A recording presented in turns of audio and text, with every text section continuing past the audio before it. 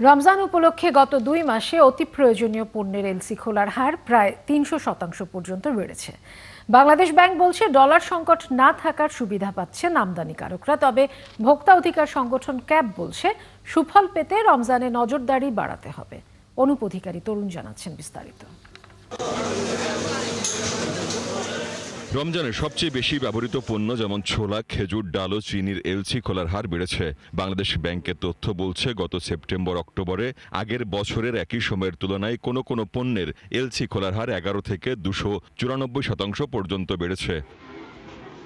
খেজুর আমদানিতে ঋণপত্র খোলার হার ২৩১% বেড়েছে। মটর ডালে এই হার ২৯৪% বেড়েছে, যা আমদানি হওয়া ৯টি পণ্যের মধ্যে সর্বোচ্চ। কেন্দ্রীয় ব্যাংক জানাচ্ছে ডলার সংকট না থাকা এবং রমজানে বাজারে দাম স্থিতিশীল রাখতে ভোগ্য পণ্য আমদানিতে শর্ত শিথিল করা হয়েছে। রমজানের ভোগ্য পণ্য হিসাবে পরিচিত খেজুর, তারপর মসুরের ডাল, ছোলা, চিনি, এগুলোর আমদানি আমরা একটু আগে থেকে শুরু করছি। এবার কেন আগে থেকে শুরু করছি, যে এক নম্বর হলো ব্যাংকগুলোতে ডলারের ক্রাইসিস এই মুহূর্তে নেই, অর্থাৎ তারা এলসি খোলার ক্ষেত্রে তাদের কোনো বাংলাদেশ ব্যাংকের দ্বারস্থ হতে হবে না এবং পেমেন্ট দেওয়ার ক্ষেত্রে তাদের খুব দুশ্চিন্তা পড়তে হবে না। একই সাথে ডলারের এক্সচেঞ্জ রেটটাও কিন্তু স্টেবল অবস্থায় আছে। তো এই সুযোগটাকে কাজে লাগিয়ে ব্যাংক তার যারা বোনাফাইড কাস্টমার আছে তাদের সাথে মিলিত হয়েই অনেক কমপক্ষে ৩ মাস আগে থেকে এই এলসি খুলছে। আশা করি যথাসময় পণ্যগুলি চলে আসবে এবং গত বছরের মতো আগামী বছরও আপনারা বলতে সাধারণ মানুষ ভোগ্য পণ্য একটা স্থিতিশীল দামের মধ্যে পাবেন।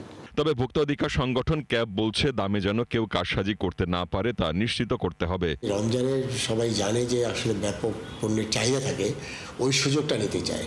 সেখানে আমাদের স্টক এবং আমাদের সাপ্লাই এইটাকে আসলে কঠোর মনিটরিংয়ের মধ্যে রাখা দরকার এবং সেই ইনফরমেশনগুলো গ্যাদার করা দরকার। সেখানে আমি ইভেন আমাদের বিভিন্ন গোয়েন্দা সংস্থাকেও এখানে কাজ করতে বলবো যে এখানে বাজারের ট্রেন্ডটা কি, কারা এগুলো যদি করতে চায়। কারণ আপনি জানেন যে সামনে নির্বাচন আছে এবং নির্বাচনের পরে ওই সময় রমজানের সময় কিন্তু একটি সম্পূর্ণ নতুন একটি সরকার। তাই সেক্ষেত্রে আসলে আমি বলবো যে ওই সরকারকে যেন আমরা প্রথমেই একটা বড় চ্যালেঞ্জের মধ্যে না ফেলে দিই। কারণ হলো কোনো সরকারই, সেটা আমরা ইন্টারিম গভর্নমেন্ট বলেন অথবা যতই অজনপ্রিয় সরকার হোক, কেউ চায় না যে দ্রব্যমূল্য বৃদ্ধি হোক এবং ভোক্তাদের কষ্ট হোক। এটা কিন্তু কোনো সরকারই চায় না। এবং একটা সরকারের কিন্তু ভাবমূর্তি বা তাদের অজনপ্রিয় করার জন্য এই দ্রব্যমূল্যের অস্থিরতা, এটা কিন্তু একটা বড় ফ্যাক্টর হিসেবে কাজ করে বলে আমি ধারণা করি।